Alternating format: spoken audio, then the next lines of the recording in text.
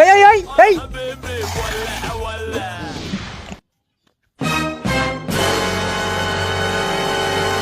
তোমার নাম কি? ওমর ফারুক। ও আচ্ছা, তোমার এলাকা কোন জায়গাতে? চিনা চিনা মনে হচ্ছে। আমি এই গ্রামের। এই গ্রামের?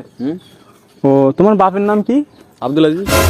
ও রে, আব্দুল আজিজের ছেলে তুমি? ও তো অনেক ভালো লোক। তুমি কি করে এত এত ভোলা?